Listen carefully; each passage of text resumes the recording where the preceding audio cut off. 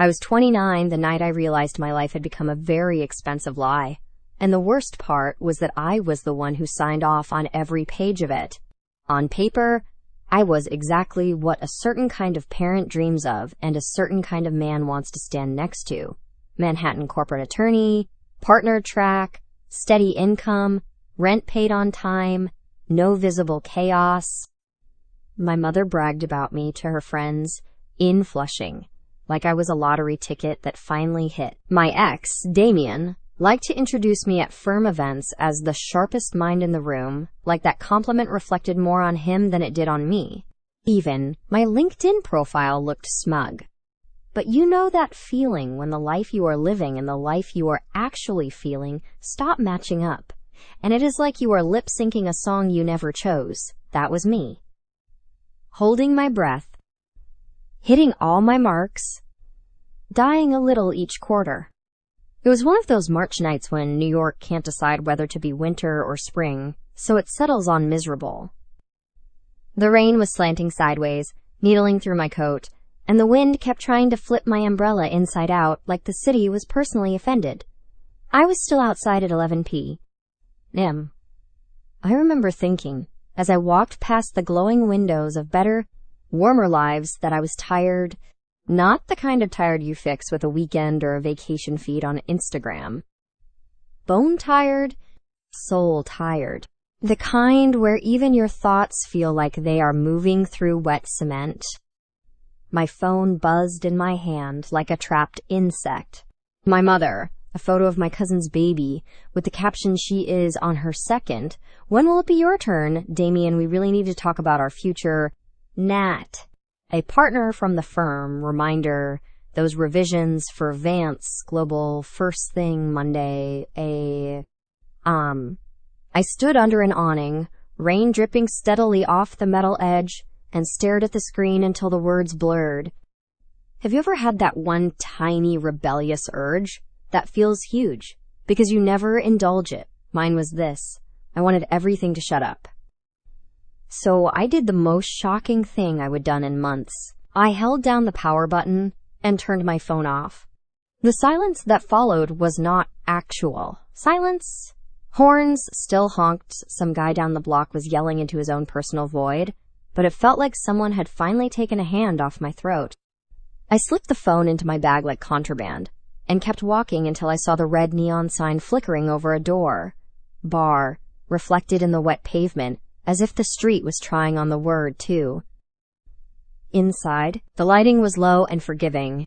Amber bulbs, dark wood, too many mirrors. It smelled like beer, old leather, and the ghost of cigarettes from another era. The kind of place where nobody looked twice as long as you paid and did not bleed on the floor.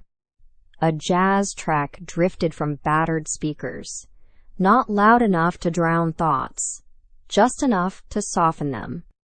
I took the last empty stool at the end of the counter, shrugged out of my coat, and ordered a whiskey neat because it felt like the kind of night that needed fire, not comfort.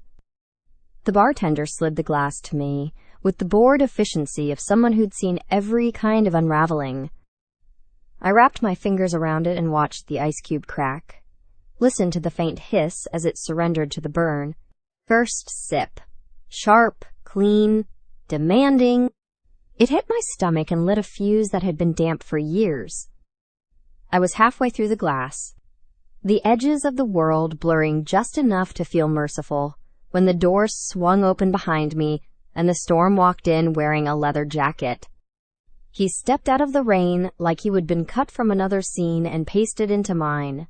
Black hoodie under a worn jacket, jeans soaked dark from mid-calf down, sneakers making that squelching sound that should have been embarrassing but somehow was not. His hair was damp. Curls flattened against his forehead, and there was a camera strap across his chest like a seatbelt. He shook his head once, sending droplets flying, and laughed quietly at himself. It was an unguarded sound, the kind you do not hear in rooms full of lawyers and bankers. He ordered a beer. The bartender glanced at his id for maybe half a second, long enough to pretend diligence, too short to actually care, then popped the cap and slid it across. The kid could not have been more than 19, maybe 20, if I was being generous. My ethical training, my bar exam, my entire collection of good decisions raised their hands in protest. My eyes ignored them and watched him instead. He noticed. Of course he did. Boys like him always notice when women like me are tired enough to be dangerous. He took the empty stool 2 seats away from me. Not so close it would be obvious. Not so far it would be ignorable. After a minute, he leaned over just slightly and said, "Rough night." I did not look at him. "Rough decade," I said, and took another deliberate sip. He laughed, low and genuine. "Same," he said, "though I only get credit for a little less than 2 of those." Something in the way he said that made me glance over. Despite myself, up close, he was exactly what I would guessed, and something I had not. The youth was there in the smoothness of his skin, the absence of lines around his eyes, but so was a kind of bruised alertness, like he had already learned the world was sharper than it looked. There was a small scar on his chin, faint but visible, and his eyes were a deep, steady brown that did not flinch when they met mine. "You look like you have had a week," he said. "You look like you still think weeks are long," I replied. "Touché." He tipped his bottle toward me in a tiny salute. "I'm Theo, by the way. In case you need to direct your sarcasm at a specific person." I did not ask. I said, "You did not have to," he replied. "You have that look." "What look? Is that the I am too tired to start this conversation, but I am just lonely enough to continue it? If someone else does, look." I stared at him for a beat. "That is very specific." "I make films," he said. "Watching people is literally my job. Well, my future job. My currently underfunded dream/favorite way to disappoint my family." That made something twist in my chest. "Let me guess," I said. "Your family likes their careers in suits and tied with health insurance." He smiled without humor. "You nailed that in one." "Lawyer," I explained. I recognized the resentment. He sat up a little straighter. "Ah, that explains the shoes." I glanced down at my heels. "What is wrong with my shoes?" "Nothing," he said. "They just scream." I say objection a lot. "They scream, I have plantar fasciitis and a LinkedIn premium account." I said, "There is a difference." He laughed again, and against my better judgment, I felt my mouth tug upward. It had been a long time since someone made me smile without trying to sell me something. Have you ever hated how quickly you relax when a stranger sees through your armor? There is a specific kind of fear that comes with that, like standing at the edge of a roof and realizing you are not actually afraid of falling, you are afraid of jumping. He nodded toward my bag. "You know, your phone's been off for 23 minutes. "You timing me?" I asked. "Observation, not judgment," he said. "Nobody turns their phone off. Unless they are hiding from something. Or someone." I corrected. "Or everyone." He countered. Maybe I just wanted a break. He took a sip of his beer and studied me over the rim. "Who are you trying to convince? Me or you?" I should have been annoyed. Instead, I sighed. "Why are you talking to me?" "Because you look like you need someone who does not expect anything from you," he said simply. "I can do that. Expect nothing. I am very good at it. It is kind of my birthright." "Wow," I said. "That is depressing." "You asked," he said, shrugging. For a while, we just drank. The jazz shifted into something slower. The bar filled and emptied in waves, strangers living out tiny tragedies and dumb comedies around us. He told me about film school, about professors who loved his work, and relatives who thought it was a hobby he would grow out of. I told him about contracts that decided the fate of companies and the way people treated billion-dollar mistakes like weather inevitable, nobody's fault.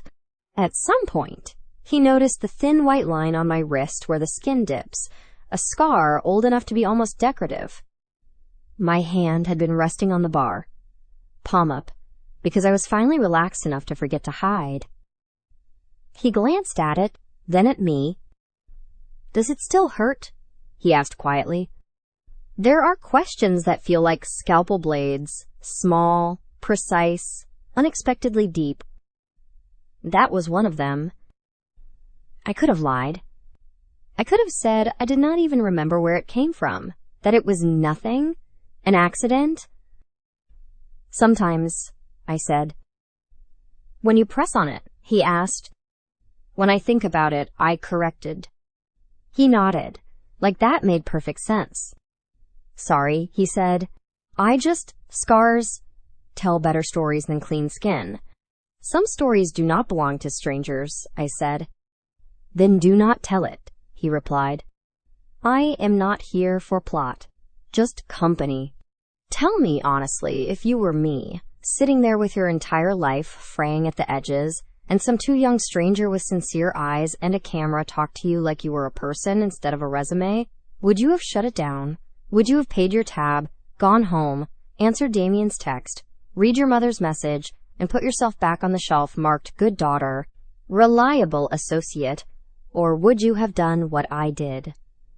Let yourself lean, just a little, toward the warmth. Be honest with yourself for a second before you judge me." After my second whiskey and his second beer, the distance between our stools had become more suggestion than fact. His knee brushed mine once, an accident. The second time, it was not. I did not move away. "You look like you want to ask me something," he said. "I do not," I lied. He smirked. "Liar." I rolled the empty glass between my palms. "Why here?" I asked. "On a Friday night, in this bar, alone." He looked up at the bottles behind the bar as if the answer might be shelved there. "I had a fight with my father," he said finally.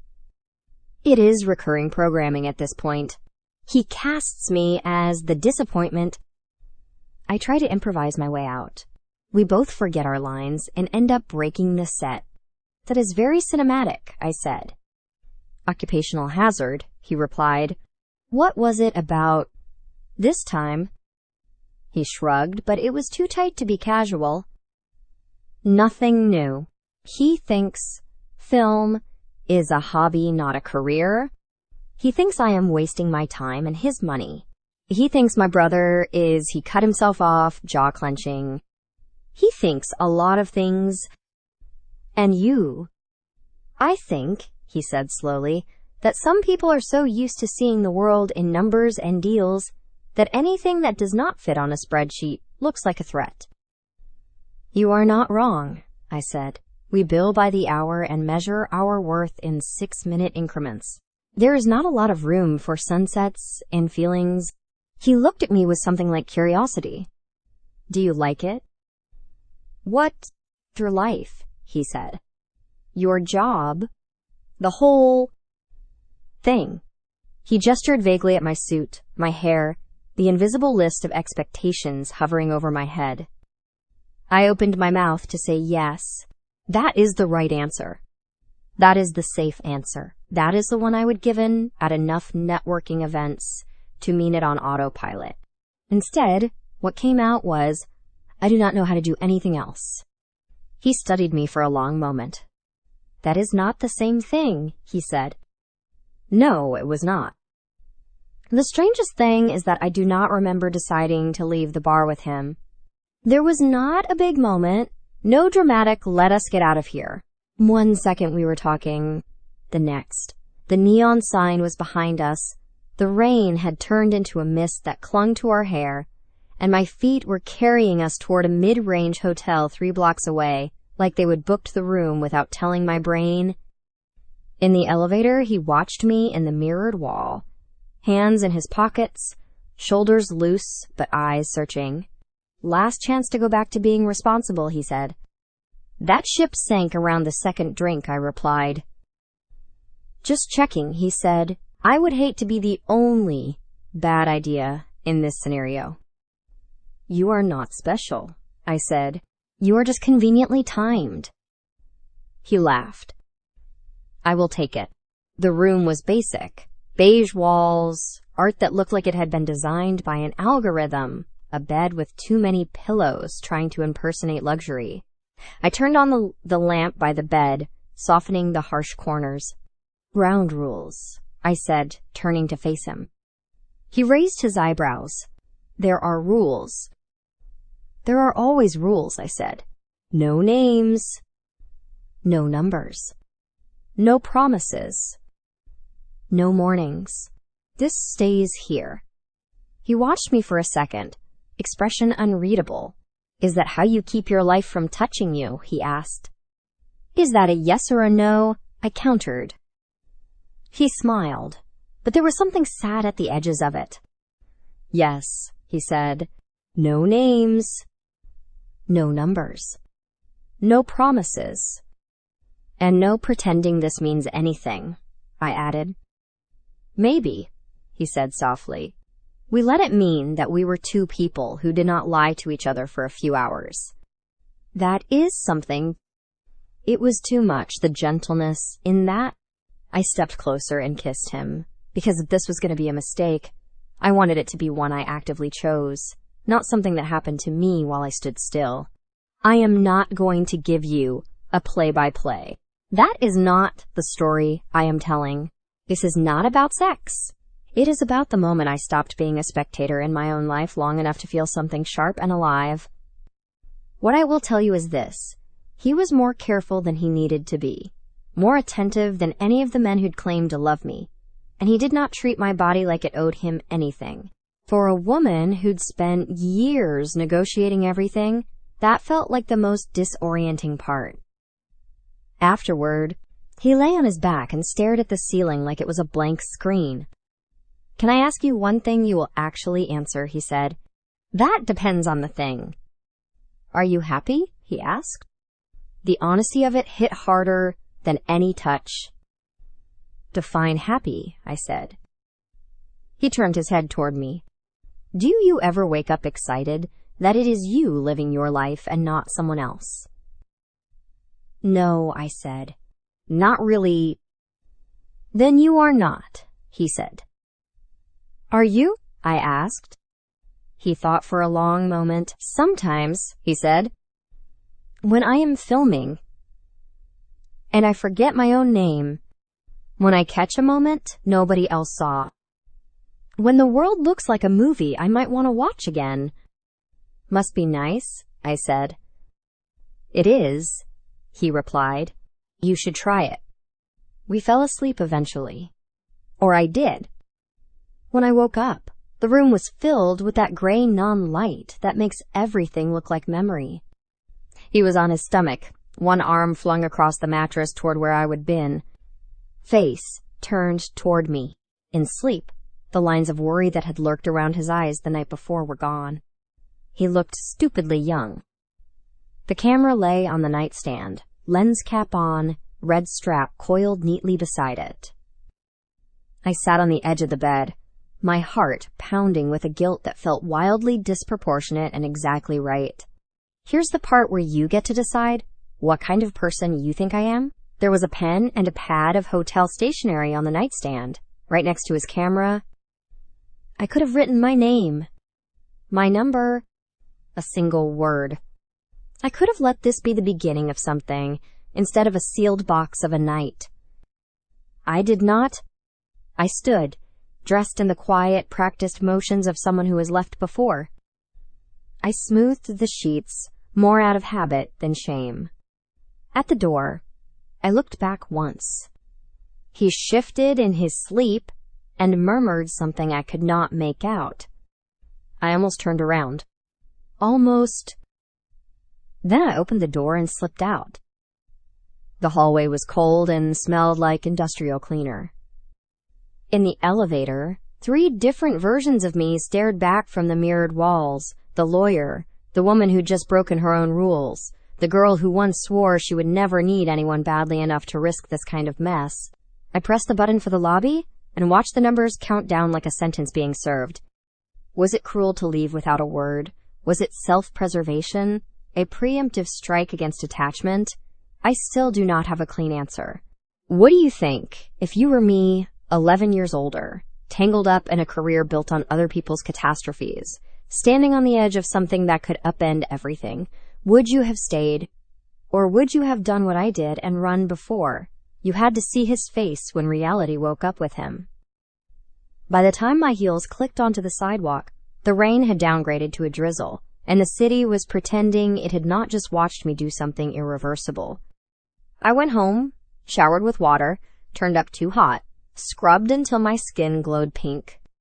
I made coffee like it was any other morning. I turned my phone back on. A flood of missed calls and messages poured in. My mother, Damien, the firm.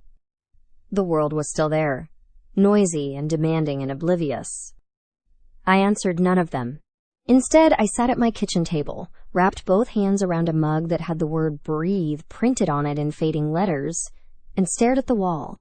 I told myself it was over. A closed chapter. A locked drawer. I told myself he would forget me by the end of the week. I told myself a lot of things. A week later, I heard his name in a cathedral, and every lie I would told myself stood up and walked out. A week later, I heard his name in a cathedral, and every lie I would told myself stood up and walked out. It was a Tuesday, gray and cold, the kind of day New York uses for funerals and bad news.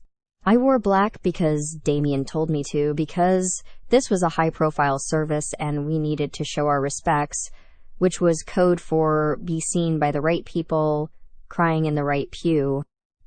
The deceased was Evan Vance, eldest son of Richard Vance, head of Vance Global Holdings, a man whose signature propped up half the contracts in my inbox. We would been circling their business for months. Damien practically salivated when the obituary first hit the news. "This is it," he would said in my office, closing the door like he was about to propose. "The estate will be a mess. They will need outside counsel. We show our faces. We show our competence. We land the account. We are talking years of work, Natalie. This is big." And we get that. How? By networking at his brother's funeral. I would ask. He would given me that look I would come to hate, the one that said I was being naive. Death collapses. Hierarchies. The powerful get scared. The vultures get hungry. Everyone needs lawyers. Wear something elegant? Nothing too bright. So I wore a black dress that fit like compromise, heels that hurt enough to prove I was serious, and my hair in the tight bun, Damien said, made me look formidable. We arrived at Patrick's Cathedral just as the bells began to ring. The crowd outside was a mess of umbrellas, flashes popping like nervous lightning as reporters craned for quotes from anyone whose net worth had commas in it. Inside, the cathedral was washed in soft light, filtered through stained glass, saints looking down with blank eyes as New York's money sat in rows and pretended to be humble. Candles flickered along the walls, their flames trembling in the draft. The air smelled like incense and expensive perfume, like grief and performance. We slid into a pew halfway up the aisle. Damien immediately started scanning faces, cataloging opportunities. I focused on the coffin at the front, the white flowers stacked around it, the family in the front row. Richard Vance sat stiff, his profile carved in stone, jaw set, eyes forward. Beside him was a woman I recognized from tabloids, Madeline Vance, second wife, impeccably dressed, fingers wrapped around a handkerchief she did not seem to need. Next to her, a daughter Lauren, sharp cheekbones, sharper eyes, black dress like armor, and at the end of the row, slightly apart even though he sat just as close, a young man in a dark suit that did not quite belong to him yet. I knew him before the priest said his name. You could have plucked every detail of his face from a lineup, and I still would have picked him in less than a heartbeat. The angle of his jaw, the way his shoulders curled like he would, taught himself to take up less space in rooms that did not want him. The dark hair, tamed now, but still with one disobedient curl near his temple. My stomach dropped. My pulse roared in my ears loud enough to drown out the choir. The priest raised his hands and said, "We gather today to mourn Evan James Vance, beloved son of Richard and Madeline, brother to Lauren and Theodore." Theodore. Theo. Same person, different world. He did not look back. Not at first. His gaze stayed locked on the coffin, eyes shining but not spilling over. He sat with his back so straight it looked painful, hands folded in his lap, thumb pressed hard against the base of his other thumb like he was keeping himself from shaking. Damien leaned toward me. "You okay?" he whispered. "Fine," I lied, my voice barely air. "Good," he murmured. "Remember to offer condolences to the father afterward. Say something about legacy. He will eat it up." I swallowed hard. Legacy. The word hit differently now. I told myself not to look at Theo again. But of course I did. Halfway through a hymn, his head turned slightly, and his eyes skimmed the crowd. Our gazes collided like a car crash. For one impossible second, his grief-stricken face registered something else. Shock, recognition, something like betrayal. I had not prepared for that. How do you brace yourself? For the moment, someone you left in a stranger's bed realizes you have followed him into his real life. You do not. You just sit there in a borrowed black dress and feel your skin flush hot while your bones go cold. His gaze dropped to the man sitting beside me. Damien's hand rested lightly on my knee, the gesture territorial more than tender. When I glanced back at Theo, his jaw was clenched, eyes unfocused. He looked away first. I stared at the stained glass window until the colors blurred. The service went on in a blur of carefully chosen scripture and sanitized anecdotes. No one mentioned fights or secrets or business. It was all beloved son and bright future and tragic loss. The Vance family sat as if carved from the same grief-colored stone. Only once, as the coffin was wheeled past them, did I see Theo's composure crack. His shoulders jerked, his fingers twitched like he wanted to reach out and grab the casket, hold it in place, keep it from moving any further away. I knew that impulse too well. The urge to hold on to something, even as it is already gone. When it was over, the organ swelled into a hymn. People stood, there was murmuring and rustling and the clack of heels on marble. Damien put a hand on my lower back and guided me toward the side aisle. "Reception's downstairs," he said. "Be useful." Downstairs, the mood shifted from solemnity to something more practical. Waiters moved through the crowd with trays of champagne. People stood in small clusters, speaking in hushed tones that were not really hushed. Grief and gossip mingled freely. Damien made a beeline for a cluster of men in suits, leaving me near the edge of the room with a glass of champagne. I had no intention of drinking. I felt him before I saw him. That sounds dramatic, but I do not know how else to put it. The air changed, or maybe it was just my awareness narrowing to a pinpoint. "Black looks good on you," a voice said quietly behind me. "Little on the nose, but fitting." I turned. Theo stood a few feet away, tie loosened, jacket unbuttoned. The carefully groomed version of himself he would worn upstairs was fraying at the edges now. Up close, I could see the shadows under his eyes, the tightness around his mouth. "You should not be talking to me," I said, because it was the first thing my brain produced. "You should not have left without saying goodbye," he replied. His tone was not angry. That made it worse. I told you there would not be a tomorrow, I said. You knew what it was. He gave me a small, humorless smile. You say that like people actually believe you when you say things like that? What do you want me to say, Theo? I asked. That I am sorry, that it meant something, that I am the kind of woman who leaves her card on hotel nightstands. I want you to tell me whether this, he gestured vaguely between us, was ever real for you, or if I was just, what did you call it, conveniently timed? My face burned. This is not the time or place, I said. Funny, he said, because for me, this is the only time that exists right now. His voice cracked on the last word.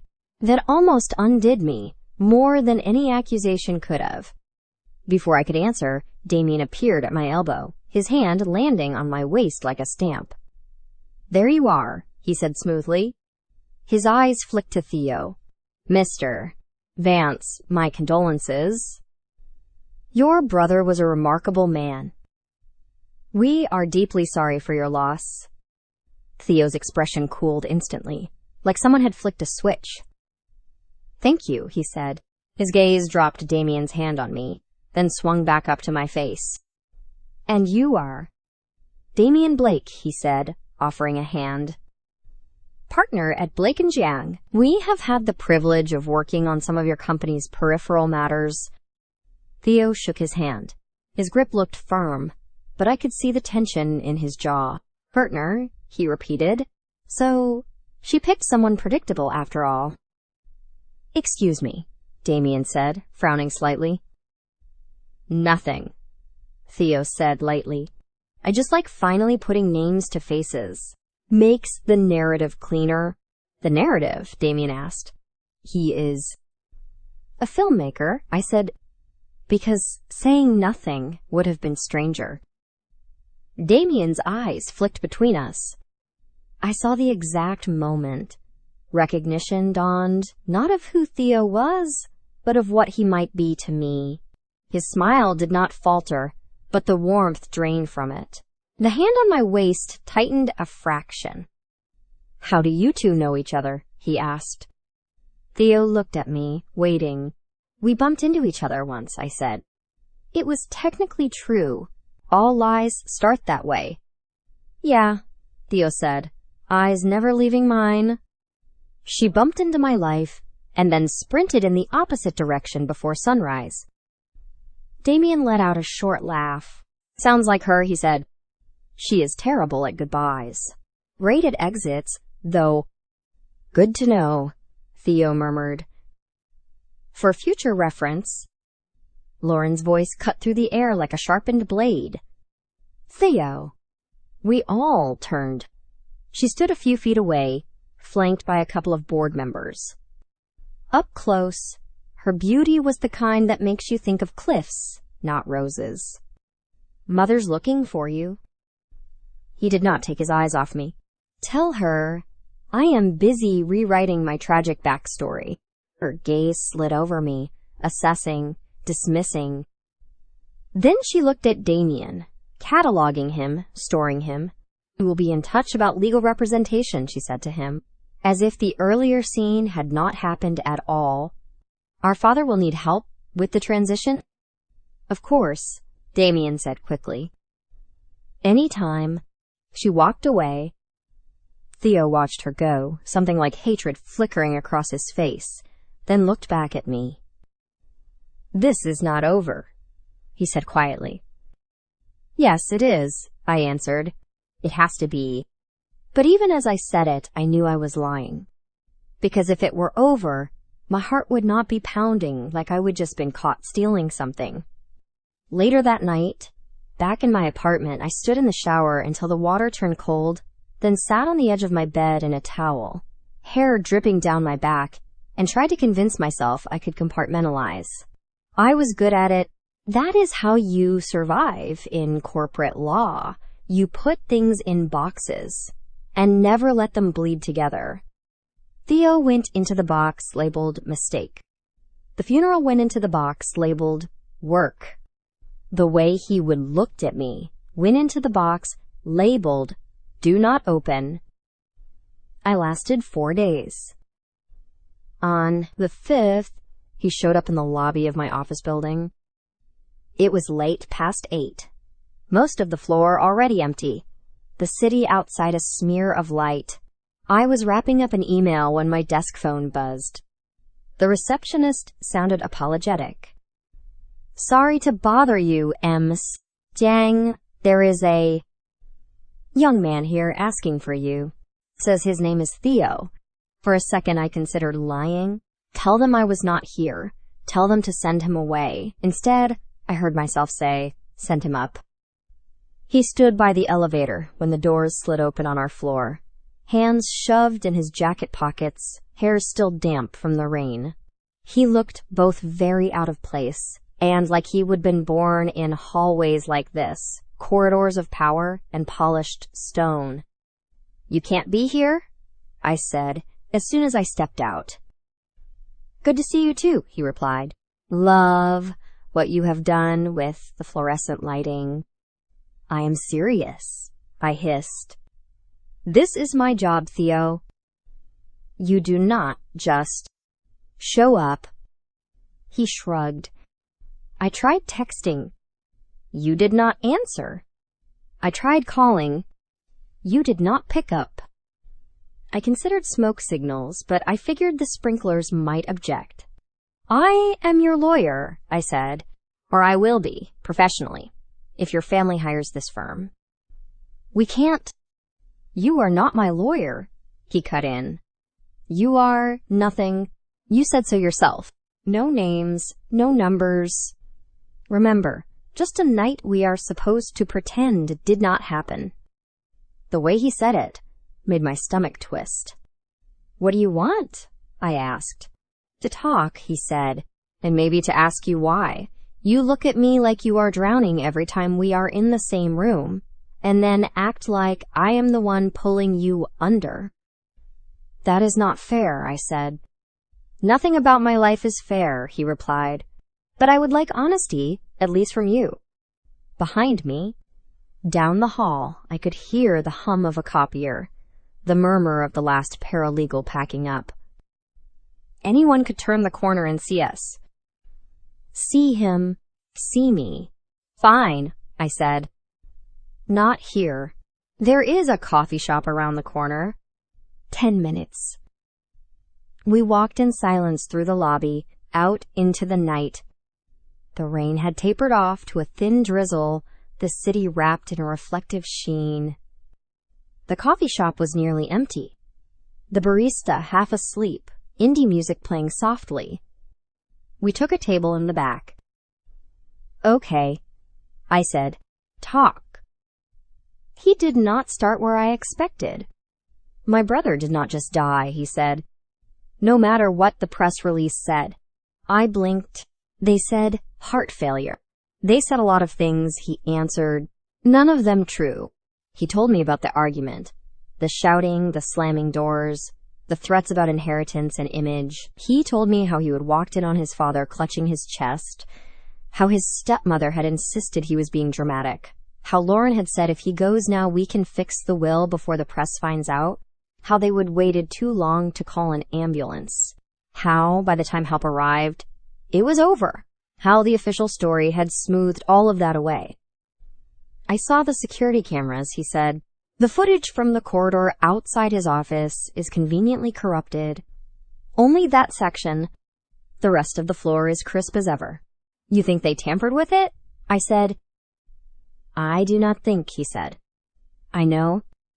But no one listens. They look at me and see the spare, the mistake, the liability. They think I am trying to cash in on grief. And what do you think I can do? I asked. You are a lawyer, he said simply. You see cracks in stories for a living.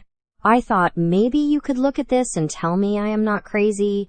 You have in-house counsel, I reminded him. Half an army of them. And all of them are on my father's payroll, my stepmother's payroll, the board's payroll. He said, You are the only one who looked at me at that funeral and did not see a problem to be managed." "That is debatable," I muttered. "You looked at me like you were afraid for me," he said. "Not of me. There is a difference." He slid a folder across the table. Inside were copies of documents, emails, meeting minutes, financial statements. I recognized some of the letterheads. Vance Global, subsidiaries, shell companies. "You are not supposed to have these," I said. "Good thing I am not supposed to be a filmmaker either," he replied. "Why me?" I asked again more quietly. "After what happened, or did not happen, why come to me of all people?" He looked at me for a long moment. "Because you left," he said. "You cut yourself out of my life before it could ruin yours." "That means you are not using me? You are not angling for inheritance or access. You already decided I was not worth the fallout. So if you are here, if you are listening now, it is not because of my name." The logic was twisted, but it was there. I hated that it made sense. I hated that some part of me felt honored. "You understand, if I even look closely at this, I am putting myself at odds with your family," I said. "With my own firm.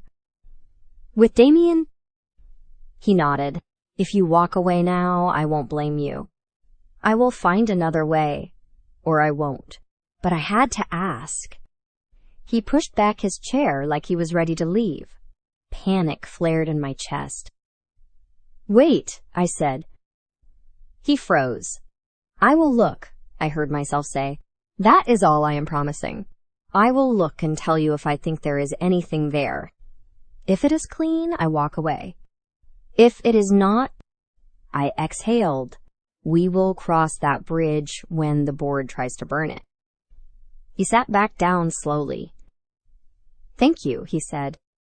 "Do not," I replied. "Not yet." We walked back to my building in silence. At the door, he stopped. "You know, this makes us something," he said. "What?" I asked. "Whatever happens next," he said. "We do not get to pretend we were nothing anymore." "This is not about us," I said. "This is about your brother. Your family. Facts." He shook his head. "You can keep saying that if it helps you sleep. But we both know it stopped being just facts the minute you did not tell me your name, and I remembered your face anyway." He turned and walked away before I could answer. That night, I took the folder home. I made coffee at midnight, spread the pages out on my kitchen table, and did what I do best. I read. On the surface, everything looked legitimate. Board approvals, notarized signatures, standard legalese. But there were seams. Dates that did not line up. A signature that looked traced. A clause added in a different font, like someone had copied and pasted without bothering to disguise it. The more I read, the more the story they would told. The world, devoted father, devoted wife, tragic loss looked like a press release stapled over rot. I looked up at the ceiling and laughed once, sharp and humorless. Of course, the one night I chose chaos over control would tie me to the only person willing to pull at the threads of a billionaire's alibi. The next day at work, Damien called me into his office. The blinds were half closed, stripes of light cutting across his desk. "You met Theo Vance," he said without preamble. My throat tightened. Briefly, at the funeral reception, and again 2 nights ago, he said, "In the lobby." Do not bother denying it. Security cameras are more reliable than your poker face. "Are you having me followed now?" I asked. "I am having our future guarded," he said. "You think his family does not know exactly who walks in and out of this building. You think they did not notice their black sheep son coming to visit one of our star associates." "I am hardly a star," I muttered. "You are when they are vetting who is going to handle their restructuring. He said, "This is bigger than you, and whatever drama you have with a grieving kid." "He is not a kid," I said before I could stop myself. Damien's eyes sharpened. "Oh." I swallowed. "He is an adult client." "Potentially." "He is a liability," Damien snapped. "To us, to them, to you, if you are not careful." "I do not care who you sleep with, Natalie, as long as you do not do it in front of clients and it does not end up on the front page." My cheeks burned. "That is not what this is." "Then what is it?" he demanded. I thought about the folder on my kitchen table, about the signatures that did not match, about the boy who looked at me like I was the only person in the room, not trying to use him. "Nothing you need to be involved in," I said. His jaw clenched. "You are playing a dangerous game." "So are you," I shot back. "Or did you think I would not notice your name on their advisory documents?" The silence that followed was thick. His expression did not change, but something closed behind his eyes. "You are out of your depth," he said finally. "Stay away from their internal mess. Our job is to keep them clean in public, not to question what they do behind closed doors." "Our job," I said, "is to uphold the law."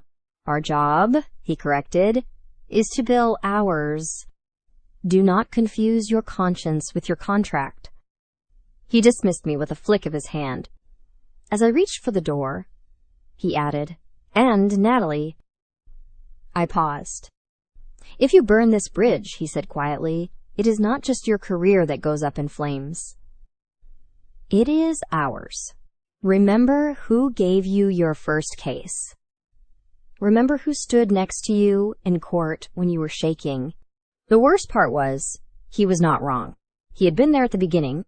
He would open doors for me, argued beside me, believed in me when I was still more potential than proof. He had loved me. In his way, conditional, controlling, transactional, but love all the same." I closed the door without answering. You ever have that moment when you realize there is no version of the future where everyone you care about stays happy, no path that does not crush someone? That was mine.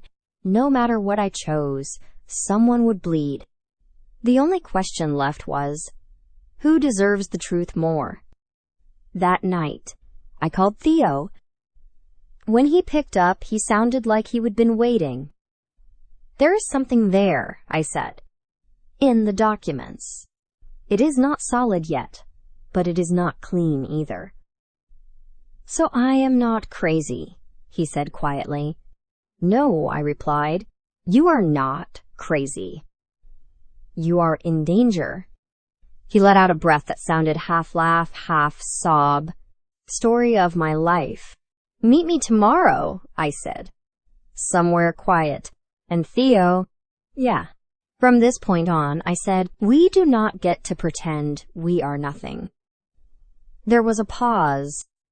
When he spoke again, his voice was different, calmer, sharper. "Okay," he said, "then let us be something they can't ignore. Then let us be something they can't ignore." We met the next afternoon in a coffee shop in the East Village that smelled like burnt espresso and ambition. The kind of place where every other table had a laptop and a dream on it. He was there before me, hoodie under a denim jacket, a cap pulled low like that would fool anyone who'd seen his face splashed across society pages. His camera sat on the table next to an untouched mug of coffee gone lukewarm. "You are late," he said. "You are lucky I came at all," I replied, shrugging off my coat. "Damien talked to you?" he asked. "Among others," I said. I pulled the folder from my bag and set it between us. "These are not just bad optics. They are bad law.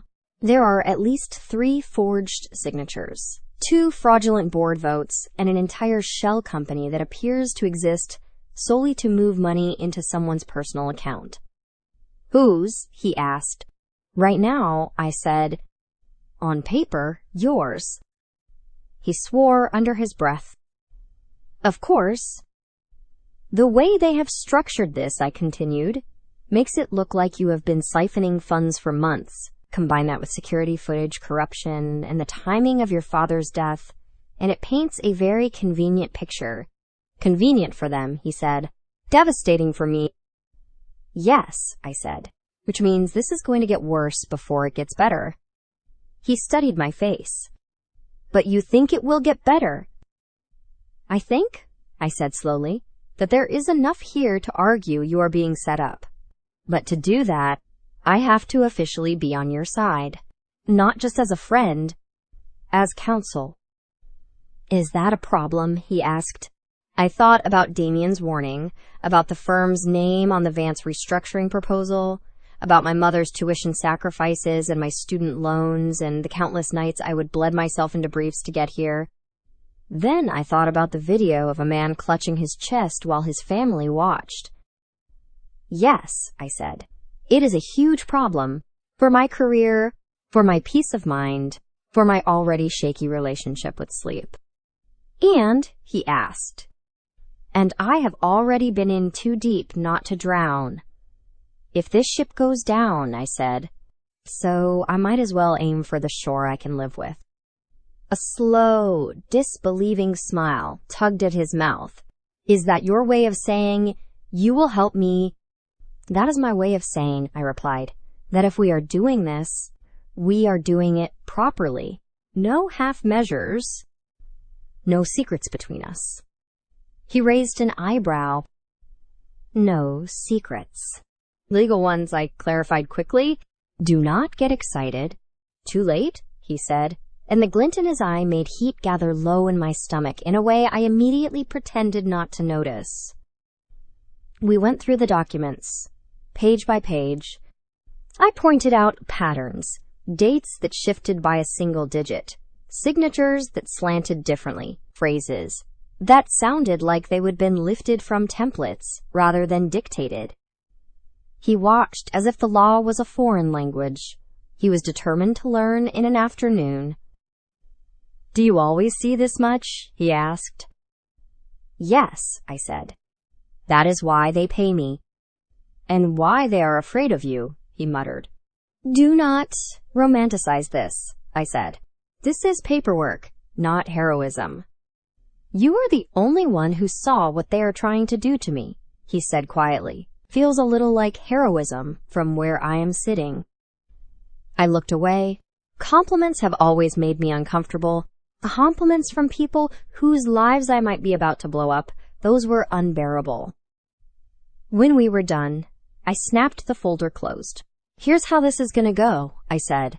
I am going to formally resign from the Vance accounts at the firm. I am going to document, in writing, that I believe there is a conflict of interest. I will not tell them why yet. Then I am going to set up my own practice. Small. A separate entity.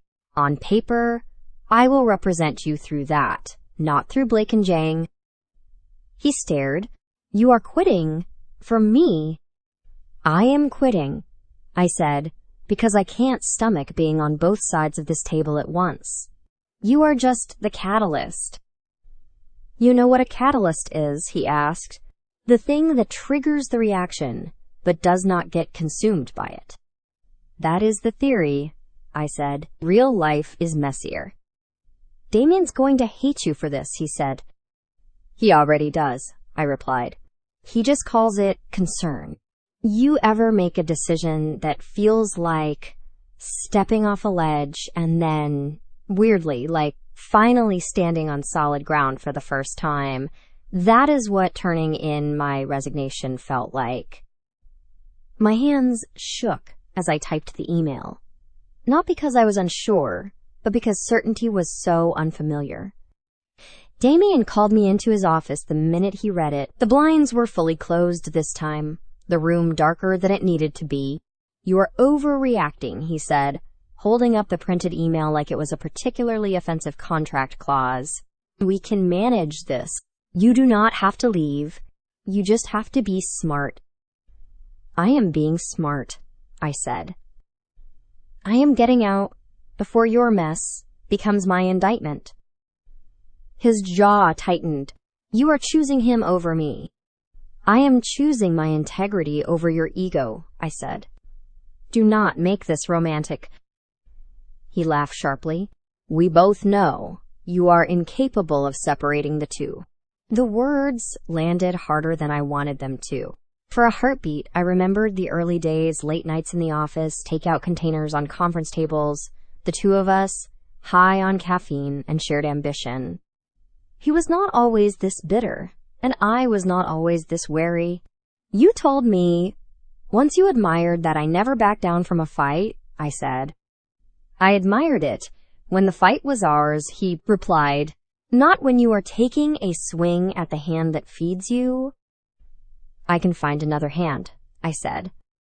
Not like this one, he replied. Not with this leverage. This is suicide, Natalie. Professionally, at least, no one is going to hire the woman who blew up her own firm to defend a scandal magnet 19-year-old heir. They will if I win, I said. And if you lose, he asked. I thought about Theo, about the way his voice had sounded when he said no one believed him. Then I will live with a version of myself. I can look in the mirror, I said. Damien's face went still. You are making a mistake, he said. And when this all comes crashing down, do not come to me for a bailout. I won't, I said, and walked out. Leaving the firm felt less like exiting a building and more like walking out of a skin I would long since outgrown. The elevator ride down was surreal. No one knew. Yet there were no goodbyes, no dramatics, just me and my reflection and a folder under my arm containing the first case of my new life. I found a cheap, half-empty office above a bakery in Chinatown. The walls were thin, the heat unreliable, the paint peeling. The rent, however, was something I could afford without selling my soul. The scent of freshly baked bread leaked through the floorboards each morning, mixing with the chemical tang of cheap coffee. It felt more honest than any glass tower I would ever worked in. Theo came by with a plant he immediately apologized for. I do not know how to pick these, he said. It looked like something people put in offices, on TV. It is a fern, I said. If it dies, I will consider it foreshadowing. He laughed, but there was tension humming under it. It had been there ever since he told me what happened the night his father died. You can hear fear in people if you listen closely enough. It sits behind their teeth and in their pauses. Now what? He asked. Now we wait for them to make their move, I said. You do not manufacture this much paper trail and not weaponize it eventually. The move came sooner than I thought. A week later, a black car pulled up outside my office just as I was locking up. A man in a charcoal suit stepped out, the kind of man built to blend into expensive wallpaper. MS. Jiang, he asked. Yes, I said, keeping my keys between my fingers. Old habits. I am here on behalf of the Vance family, he said smoothly. They would like to invite you to discuss a resolution. Resolution to what? I asked. To a conflict of interests, he said. We were told you might be receptive to a mutually beneficial arrangement. I considered pretending I did not know what he was talking about. Then I thought of Theo, of how isolated he already was. Fine, I said. Where? He opened the car door and gestured. We can discuss it on the way. Common sense told me not to get into cars with men carrying vague threats and expensive cologne. But curiosity is a vicious thing. So apparently is loyalty. We drove uptown in silence. The car stopped in front of a limestone building I recognized from society pages. The Vance townhouse.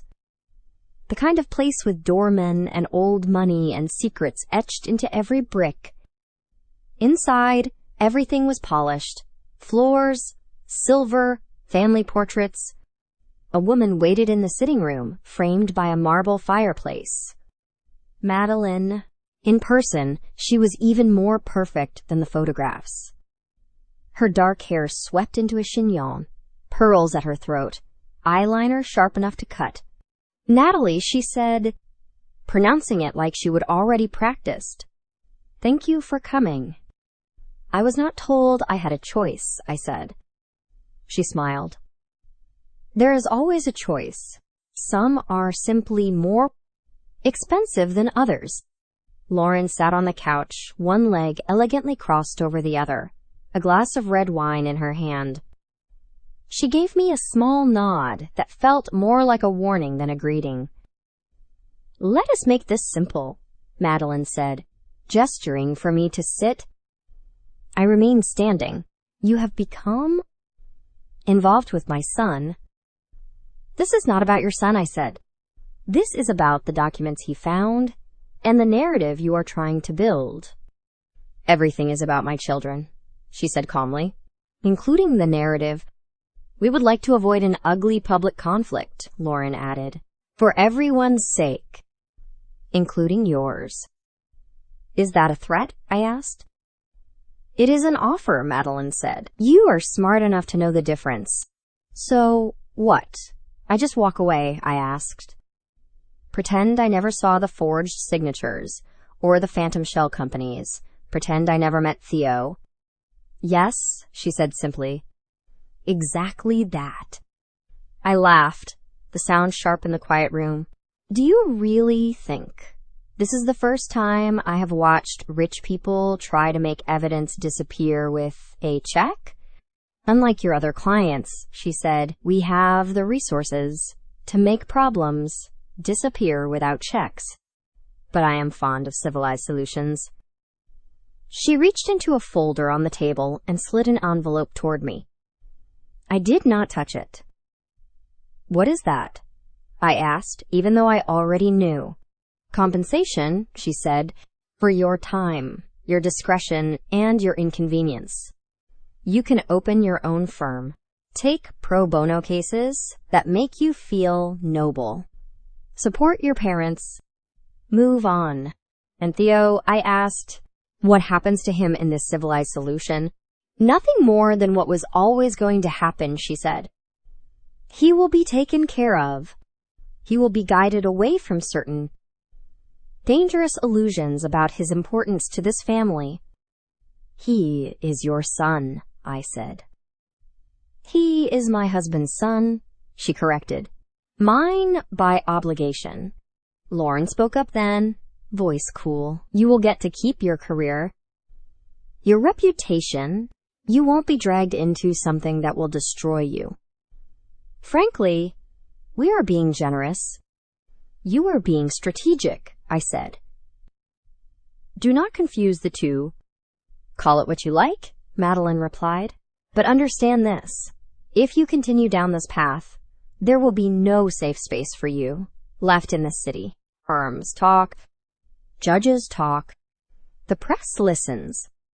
Do you really want to become the cautionary tale they use to keep other ambitious women in line?"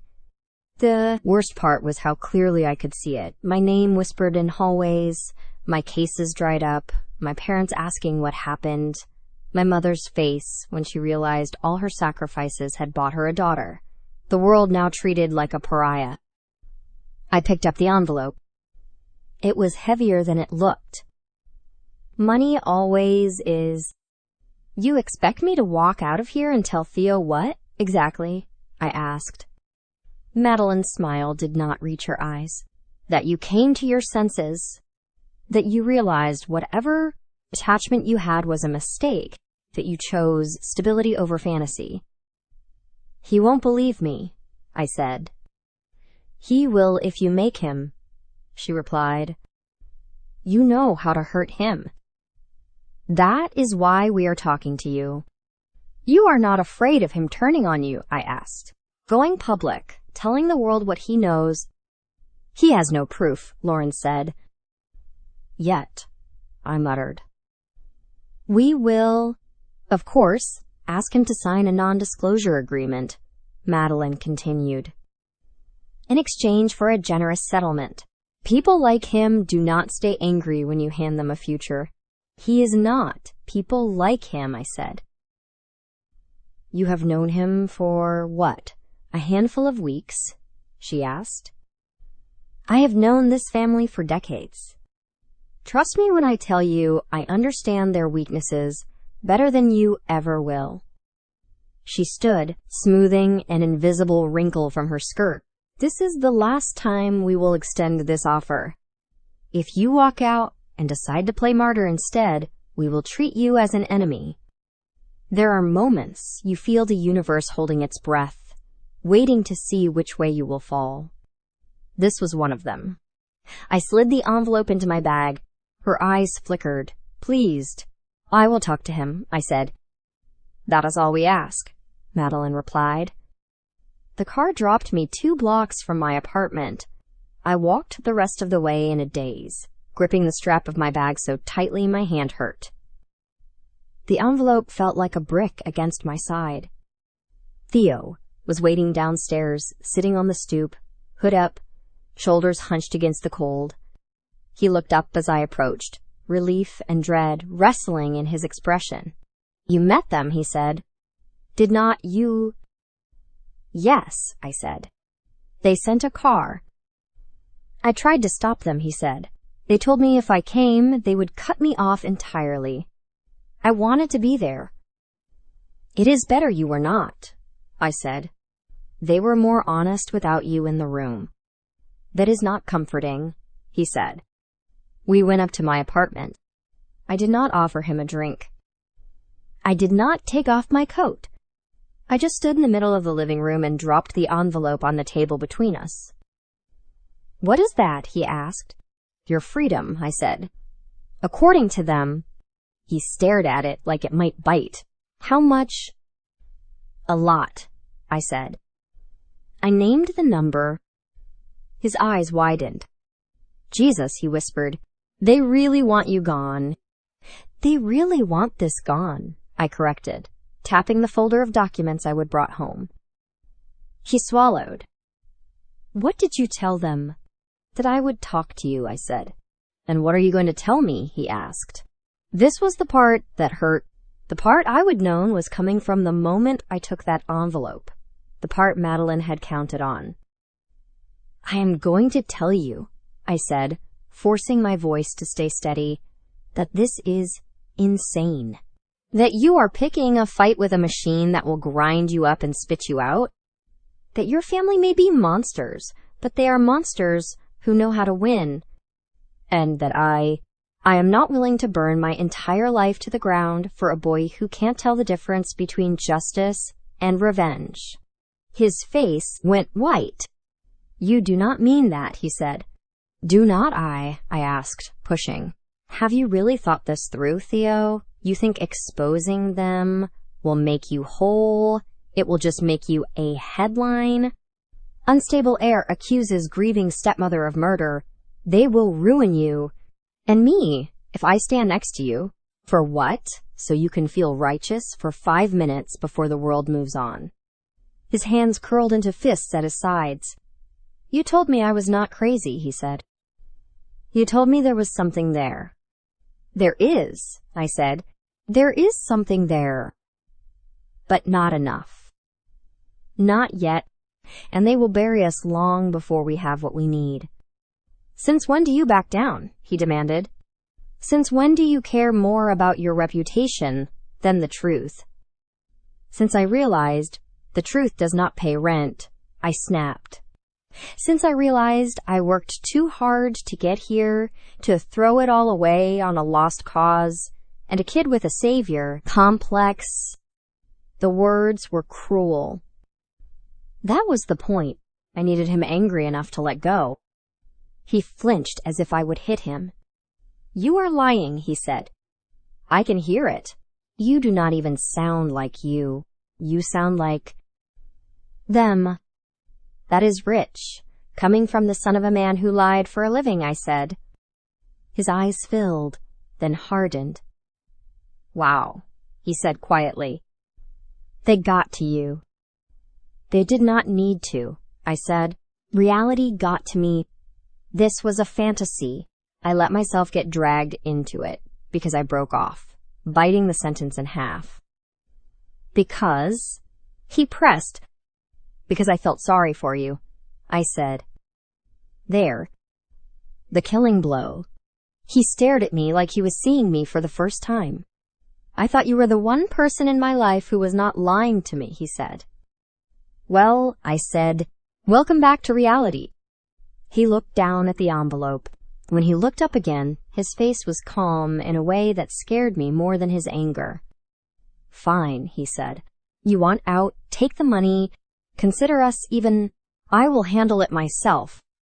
Theo, I started. He held up a hand. Do not. You have made yourself very clear. You are not my lawyer. You are not my anything. You were a knight and a mistake. I get it now. He walked to the door. For a split second, I nearly dropped the act, nearly told him everything. That they would threaten me, that they would threaten him, that this was the only way I could think of to keep him alive long enough to fight back later. But fear is a convincing lawyer. It argued me into silence. When the door closed behind him, my knees gave out. I sank to the floor and pressed my hands over my mouth to hold in the sob that threatened to rip out of me. You ever hurt someone on purpose to keep them safe? It sounds noble in theory. In reality, it feels like sawing off your own limb and hoping they never notice the blood on your shoes. I do not know how long I sat there. Long enough for the room to darken, long enough for the city outside to move on to its next drama.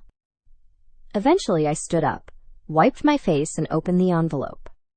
Money. Stacks of it. Clean, crisp, bound. Enough to buy my parents a house? Enough to wipe out my loans? Enough to disappear. I took one bundle out, weighed it in my hand. Then I walked to the kitchen, opened a drawer, and shoved the entire envelope to the very back, under takeout menus and old receipts. Not yet, I whispered to myself. Not like this. The next few weeks were a strange kind of limbo. Without the firm, my days were suddenly too big. I took smaller cases through my new practice tenant disputes, contract reviews, the kind of work that felt almost wholesome compared to the billion-dollar knife fights I was used to. I pretended I was rebuilding. In truth, I was waiting for the other shoe to drop. Waiting for news of Theo. It did not take long. One morning, my inbox flooded with alerts before I would even finish my first coffee. Headlines everywhere. Heir apparent implodes. Vance's son accused of assault. Sources say emotional instability at play. I clicked the first link with hands that were already shaking. There he was, on a blurry video captured by some neighbor's phone, outside an apartment building I recognized as my own. The timestamp was from 2 nights ago. The footage showed a man leaving Damien. Theo coming up the steps. An argument. The angle cut off the details, but the audio caught enough. Raised voices. A shout? A thud. The article filled in the rest. According to sources, Theo had attacked an upstanding lawyer with no provocation, beating him badly enough to require stitches and a brief hospital stay. Damien, the poor victim, humbly declined to press charges for the sake of the boy's future. I almost threw up. My phone rang. I did not have to look to know who it was. What the hell happened? I demanded. On the other end, Theo sounded tired. Not angry, just bone-deep exhausted. Exactly what you think, he said. He came to your place drunk, yelling, grabbed you. I lost it. Hit him. Twice. Your neighbors filmed it. He spun it. You should have called me, I said. Why? Theo asked. So you could tell me again how I am a lost cause. I flinched. I only said that because... You do not have to explain, he said. You did what you had to do. So did I. Theo. They have made their move, he said. It is starting. I just thought you should know before you see your name in the analysis. They're already painting you as the femme fatale who led me astray. My stomach twisted. Are you serious? They need a narrative, he said. You know this game better than anyone. You are the older woman, the corrupting influence, the reason the Golden Sun went rogue. It plays well. Age gap, power dynamics, scandal. They will eat it up. I closed my eyes. I am so sorry. I am not, he said quietly. At least this time, they are not just killing me in the dark. They are doing it in the open. Gives us something to work with. Us, I echoed before I could stop myself. He was silent for a beat. You do not have to come back into this, he said. You took their money, right? Walk away, pretend you never met me. I did not spend a cent of it, I said. He let out a surprised kind of breath. Of course you did not, he murmured. This assault thing, Damien twisting it, I asked, did you hit him? Yes, he said, and if I had to do it again, I would. He had his hands on you. I saw red, and he is using that as leverage, I said, to paint you as unstable, to paint me as... What a manipulative temptress. Words like that, he said, with more syllables and better PR. I sat down hard on the edge of my bed. They are escalating. Obviously, he said. They realized trying to buy us off did not work. Time for character assassination. Then we escalate too, I said. Natalie. You came to me because I see cracks, I said. Well, I see a big one now. They just tied Damien to their narrative publicly. He is not just a lawyer. He is a co-star. That makes him vulnerable. I thought you said you were done, he said. I lied, I said. I am sorry. You were right. I was scared. I still am. But I am not going to stand here and watch them set you on fire and then charge you for the matches. There was a long silence. When he spoke again, his voice was rough. Are you sure? No, I said, but I am done letting that stop me. You know what this means? He said. If you stand next to me now, there is no going back. They are going to come for you harder than they come for me. Then they better not miss, I said. We met that night at my office above the bakery. It was closed, the smell of fresh bread replaced by the faint, yeasty ghost of it. I would cleared my tiny desk, leaving only a legal pad, a pen, and the folder that had started all of this. Theo looked different. Not older, exactly, but more condensed, like grief and fury had compressed him into something sharper. They are going to try to prove a pattern, I said as soon as he sat. Erratic behavior, temper issues, poor judgment, the assault on Damien, the drinking, the partying, whatever they can dig up. They will use your age, your reputation, every bad photo of you leaving a bar. Then we give them a new pattern, he said. One where I am not the villain. Not just that, I said. One where they are... How? He asked. The only thing more compelling to the public than a fallen rich boy, I said, is a fallen rich family. We built a timeline. Evan's death, the changes to the will, the creation of the shell company, the board meetings, Damien's involvement, the corrupted security footage, and now, conveniently, the story of a violent outburst that made Theo look like exactly the kind of person who might lash out fatally at a father. They are going to claim your father was going to cut you out, I said. That you snapped. He was going to cut me out, Theo said. He told me as much. On record, I asked. No. Then as far as the law is concerned, he did not, I said. We do not deal in maybes. We deal in what we can prove. Can we prove they let him die? He asked, voice tight. Not yet, I said. But we can prove they had motive to. I slid a copy of the altered will toward him. This makes it look like he trusted you with more power than you were ready for. That is the story they will tell. But if we flip it, if we show that this document, the board votes, the transfers, all line up perfectly to benefit them, if you are removed as a threat. They look like they orchestrated it, he finished. Exactly, I said. We can't say they killed him, but we can show they stood to gain more from his death than you ever could. And Damien, he asked. Damien, I said, my chest tightening around his name, put his name on some very sensitive documents. Whether he did it knowingly out of greed or stupidly out of loyalty, we can use that. He is their bridge to the outside world. If he cracks, they crack. Theo watched me carefully. You sure you are ready to go after him? He asked. He was not just your boss.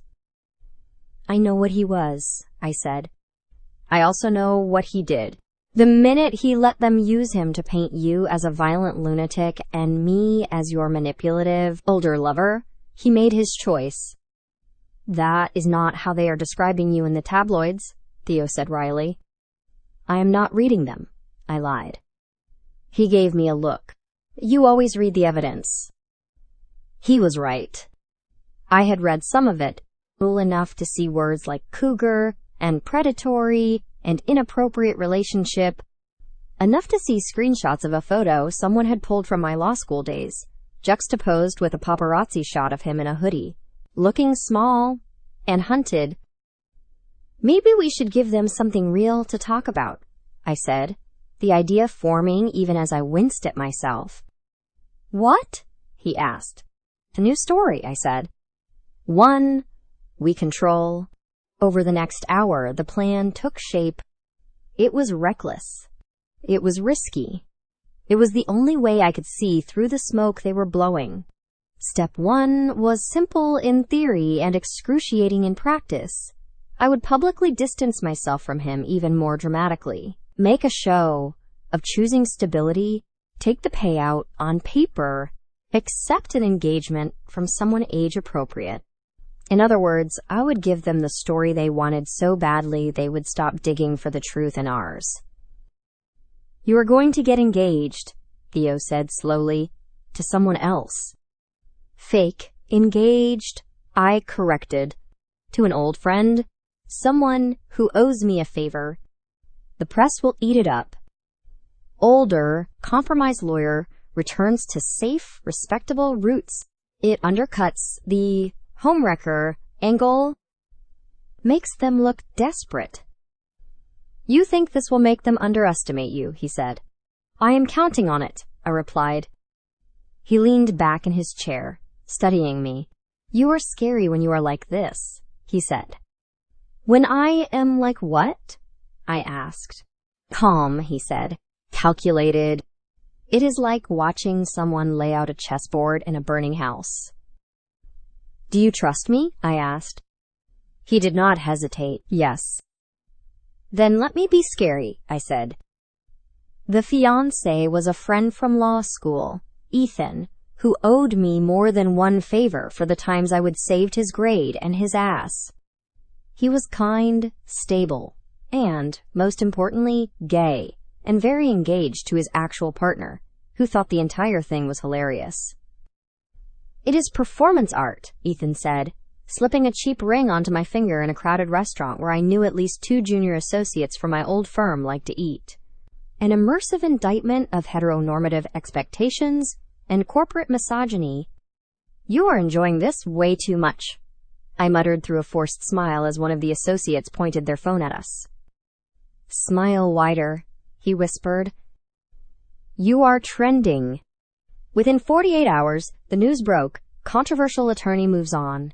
Source, she is putting the past behind her. Articles speculated that I would come to my senses, that I would chosen a stable, age-appropriate partner after a brief, ill-advised entanglement with a client.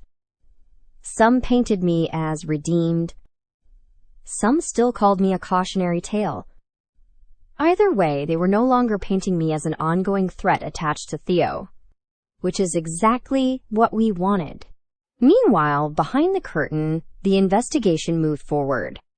Theo quietly transferred more of his personal funds into my trust account, enough to hire a forensic accountant with no ties to his family. We dug deeper into the shell companies, found the same 3 names coming up over and over: Madeline's, Lauren's, and a board member who'd been with the company since its early days.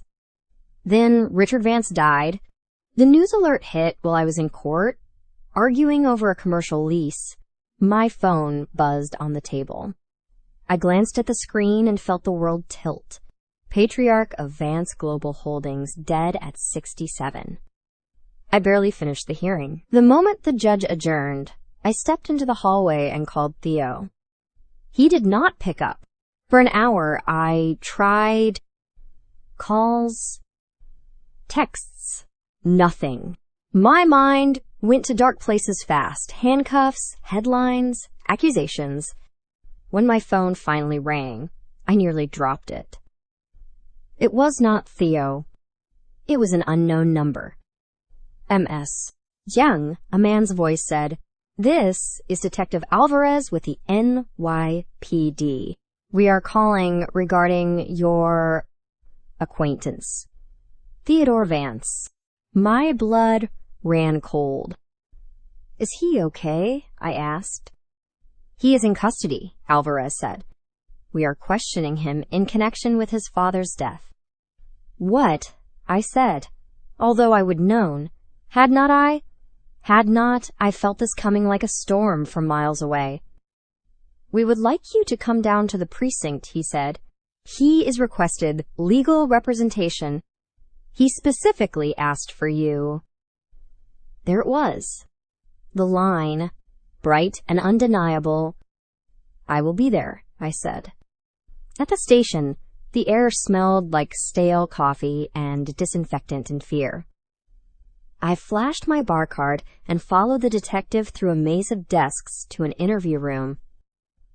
Theo sat at a metal table, wrists cuffed in front of him, eyes dark and lidded. He looked up when I walked in, and despite everything, he smiled. "Took you long enough," he said. "I had to stop by my fake fiancé, S, to borrow his backbone," I said. "He says hi, by the way." Alvarez cleared his throat. "I will give you 2 a moment." When the door closed, I crossed the room and sat opposite Theo. "Are you okay?" I asked. "Define." "Okay," he said. "My father's dead. My stepmother's accusing me of killing him. And I am pretty sure half the city already thinks I did it. On the bright side, the coffee here is worse than your offices." "This is not funny," I said. "I know," he replied. "That is why I am making jokes." "What happened?" I asked. He leaned back, the cuffs clinking softly. "He called me in last night," he said. "Said he wanted to fix things. He looked old, tired, said he would been thinking about what Evan would have wanted, that maybe he would been too hard on me. He had a new draft of the will printed on his desk, one where the shares were split more evenly. He wanted me to sign a statement, agreeing to certain conditions. I told him I needed time to read it properly. And then I prompted, and then Lauren came in. He said she saw the papers. She lost it, said I was manipulating him, that I was taking advantage of his grief. Madeline joined in. It got loud. He grabbed his chest. I went for my phone. They told me not to call anyone, that he would be fine. He was not. He swallowed hard. I held his hand, he said quietly. He told me he was sorry. Then he stopped breathing. I called 911. They took forever. By the time they got there, he was cold. And now they are saying you killed him, I said. Apparently, he replied, they told the cops I screamed at him, that I pushed him, that I would been stealing from the company, that he was about to cut me out of the will entirely, and I snapped. Did you touch him? I asked. Did you push him? No, he said. I grabbed his arm when he staggered. That is it. I watched his face, searching for any flicker of a lie. There was none. All right, I said. Here's what is going to happen. For the purposes of this conversation, I am your attorney. That means you do not say another word to anyone without me present. Not the detectives, not your stepmother, not some sympathetic-sounding clerk. No one. Understand? Yes, madam, he said, trying for a smile. I am serious, I said. They are going to offer you deals. They are going to suggest that if you just admit to losing your temper, they will go easier on you. Do not take the bait. He nodded. Okay. And Theo, I added. Yeah. This time, I said, I am not going anywhere. He looked at me for a long moment, something raw and grateful flickering in his eyes. Good, he said, because I am pretty sure this is the part where they stop playing fair. He was not wrong. When the detective came back in, I was ready. They asked questions, tried to trip him up, suggested inconsistencies. I objected where I could, steered him away from their traps. Years of cleaning up other people's messes had prepared me for this, even if nothing in my life had prepared me for caring this much about the outcome. By the time they released him, no charges yet, just continuing investigation, the media had found the station. Cameras flashed as we walked out together, questions pelting us like hail. Did you kill your father, Theo? MS. Jiang, are you sleeping with your client? Do you regret your involvement now that a man is dead? I kept my head high, my face neutral. Inside, my heart hammered. In the car, away from the lenses, Theo let out a shaky breath. That was awful, he said. It was foreplay, I said. The real show starts when they read the will. He closed his eyes. You think they forged it? I think, I said. We are about to find out just how far they are willing to go to keep what they think they are owed. And as we drove through the city that had watched us fall apart and come back together and fall apart again, I realized something terrifying and freeing. There was no version of this story anymore where I did not fight. I would try to put the fire out. I would try to walk away. Now I was in it, all the way up to my throat. You ever reach that point? The one beyond return, beyond regret, where all that is left is forward. That is where I was, sitting in that car with a boy the world called a killer and a future I would just chosen with both eyes open.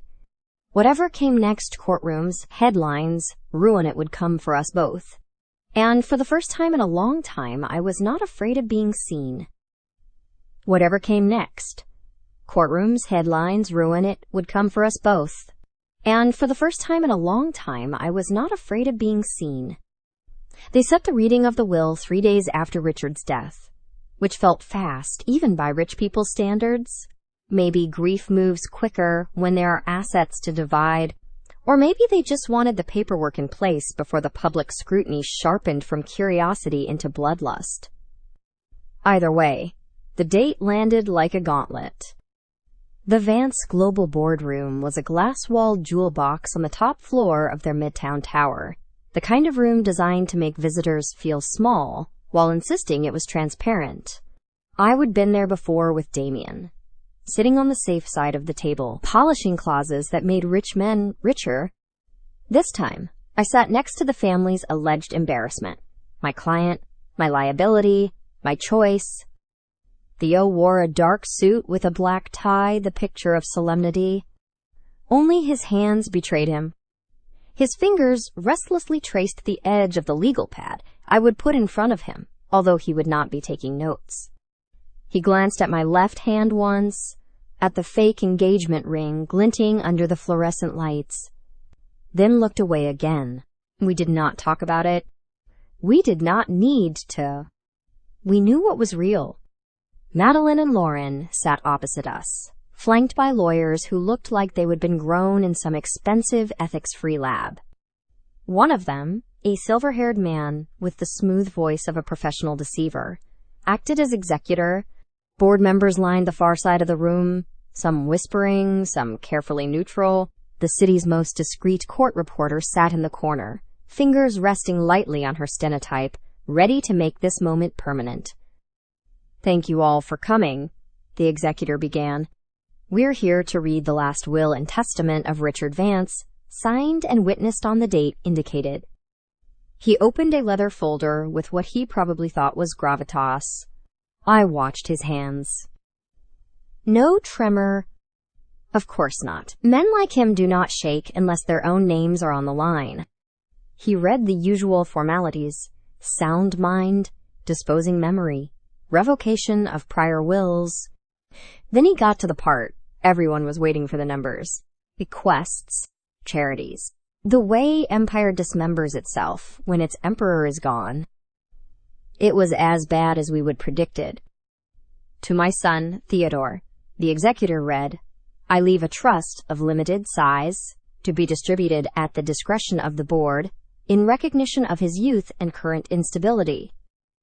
Furthermore, should any evidence arise that he has acted against the best interests of the company, this trust shall be revoked entirely." Theo's jaw tightened, but he said nothing. "The remainder of my shares, assets, and controlling interests in Vance Global Holdings I leave to my beloved wife, Madeline, and my devoted daughter, Lauren, in equal parts, trusting them to preserve the integrity and legacy of this family and our company." I could feel the eyes in the room shift to Theo, to me, to the women who had just been handed everything. They glowed, just a little, from within, like they would swallowed the sun and were trying not to show their teeth. When the reading ended, there was a beat of silence.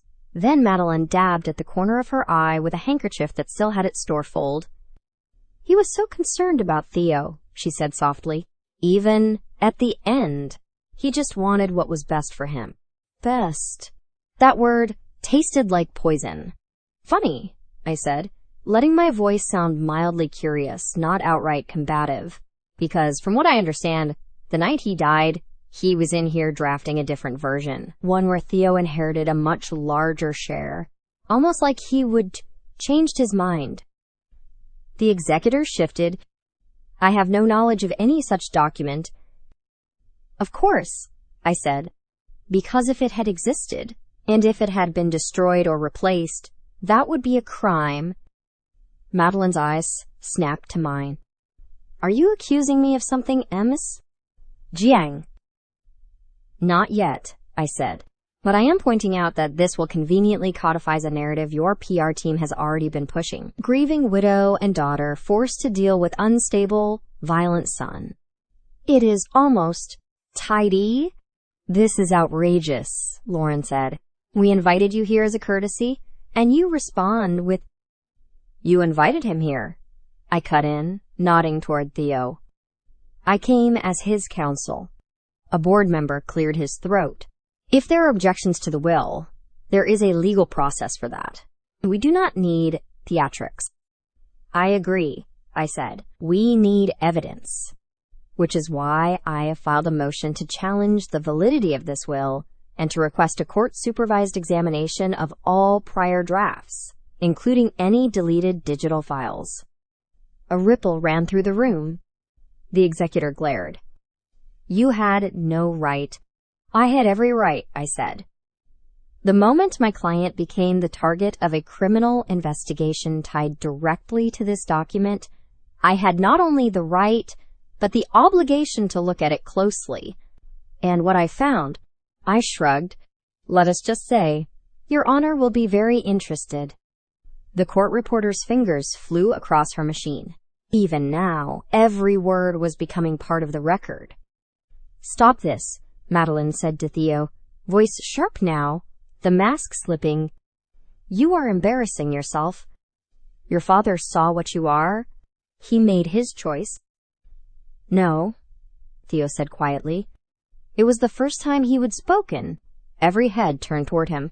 He started to, "Then you did what you always do," and finished it for him. Her nostrils flared. "How dare you?"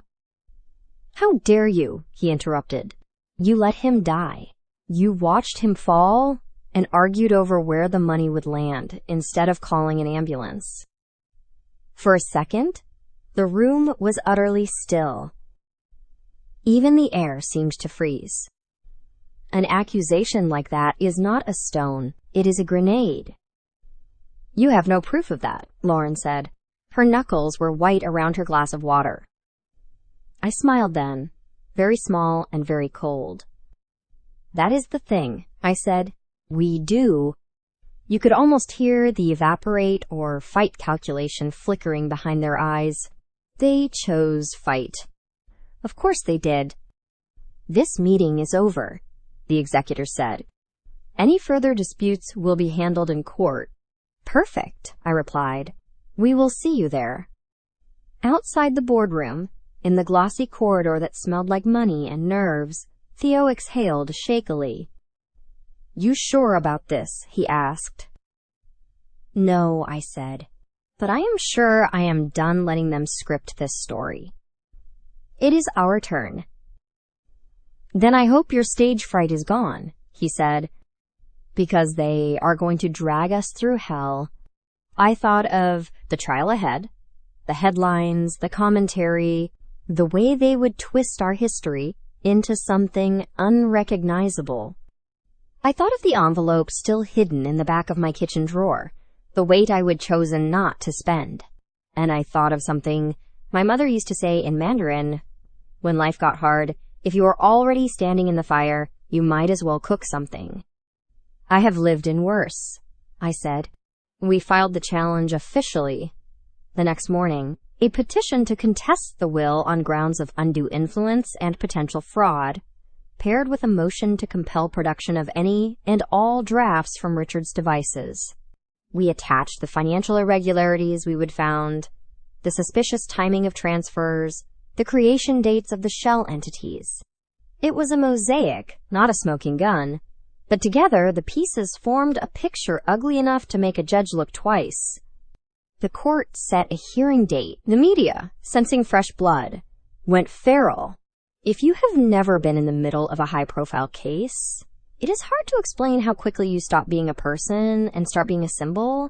Commentators dissected my wardrobe, my tone of voice, the tilt of my head at press conferences. Was I the scheming older woman pulling a naive boy's strings, or the brave attorney taking on a corrupt dynasty? Depends on the network. One particularly venomous article called me a textbook example of female ambition gone feral, which my best friend printed out and stuck on her fridge like a diploma. "Look at you," she said over wine. "You finally made it. They are scared enough to call you names." "Is that supposed to make me feel better?" I asked. "Does it?" she countered. "A little." I won't lie. Theo, for his part, seemed to take the circus in stride, or he pretended to, for my sake. He still filmed constantly.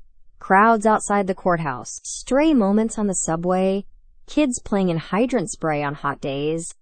"If they are going to turn my life into a movie, I might as well have Final Cut," he said. "You know you are not required to be poetic all the time," I told him. "I am not," he said. "Sometimes I am just dramatic." The day of the hearing on the will challenge, the courtroom was packed. Cameras were not allowed inside, but that did not stop sketch artists and bloggers from jostling for seats. The judge was an older black woman with a reputation for patience up to a point and an allergy to bullshit. I liked her immediately. Madeline's lawyers argued first. They painted the will as the heartfelt final act of a loving husband and father, deeply concerned about his troubled son. They brought up the assault on Damien, the tabloid narrative about our inappropriate relationship, the alleged erratic behavior. They showed photos of Theo drunk at parties, clips of him arguing with security guards outside clubs, one grainy video of him yelling into his phone in a parking garage. "He has a record of volatile outbursts, Your Honor," their lead attorney said smoothly. "Mr." Vance Sr. was understandably alarmed and sought to protect both his son and the company. This will reflect that reasonable concern. When it was my turn, I stood, smoothed my skirt, a subconscious tic I hated, and walked to the center of the courtroom. "Your Honor," I said, "we are not here today to determine whether Theodore Vance drinks too much or has made poor decisions at 19. We are here to determine whether his father's final wishes were recorded accurately and voluntarily, or whether they were manipulated after his death by those who stood to benefit from his silence." I clicked the remote in my hand. The monitor on the side wall lit up with a timeline, dates, arrows, transactions. I walked the court through it. The change in the life insurance policy 3 weeks before Evan's death. The shift in board voting rights. The sudden appearance of the shell company. The transfers that flowed into it, then bled out to accounts linked to Madeline and Lauren. The draft will we would recovered from Richard's laptop. Auto-saved but never printed, which showed a far more generous provision for Theo. "How did you obtain that file, Ms. Jiang?" the judge asked. "Through a court-authorized forensic image of Mr. Vance's personal computer, executed by an independent specialist," I said. "We have the chain of custody documented. The file's metadata indicates it was last modified the night Mr. Vance died, approximately 40 minutes before the 911 call." A murmur rippled through the courtroom. "And the will, currently being probated," the judge asked. "Created the following day," I said, "on a different machine, using a different template. The signature appears similar but not identical. Our handwriting expert will testify that there are significant inconsistencies." Madeline's attorney objected, called it speculation, attacked our expert's credentials. The judge allowed limited questioning and then moved on. "Finally," I said, "we have testimony from a longtime employee who was present outside the office during the argument that preceded Mr. Cole. Vance's collapse." I gestured toward the door. Tate entered slowly, hat clutched in his hands. He looked smaller than I remembered from the warehouse, but his eyes were steady. "State your name for the record," I said. He did. I walked him through his years of employment, his proximity to the family, his role as Richard's assistant. Then I asked the question that mattered. "Mr. Tate, were you present in the office suite on the night of Mr. Vance's death?" "Yes," he said. His voice shook slightly. "I was outside the door to his office." "Did you hear an argument?" "Yes." "Between whom?" "Mr. Vance, Ms. Vance and Ms. Lauren," he said. "They were shouting." "Do you recall what was said?" He swallowed. "They were talking about the will, about Theo." "Mr. Vance said he wanted to give him a fair share, that he would bend too hard on him." "Ms. Lauren said he was being manipulated." "Mrs. Vance said if he left too much to Theo, the board would lose confidence. They called him unstable, a liability." "And then what happened?" I asked. "I heard a noise," he said, "like someone dropping something." "Mr. Vance's voice changed. He sounded like he was in pain. He said his chest hurt. He asked them to call an ambulance. "Did they?" I asked. He stared straight ahead. "Not right away." "How do you know that?" "Because I did," he said. "I called from the lobby." They were still arguing when I left to use my phone. When I came back, he was on the floor. Theo was there, holding his hand, begging him to wake up. The paramedic said if they would gotten there sooner. He trailed off. I gave him a moment. The judge watched him carefully. Mr. Tate, I said gently, why did not you come forward sooner? He glanced at the defense table, where Madeline sat rigid, lips pressed thin. Because I was scared, he said. They told me if I said anything, they would ruin me. Take my pension. Blacklist me. I am not a rich man, MS. Jiang. But I can't watch him. He nodded toward Theo. Go down for something he did not do. Thank you, I said. No further questions.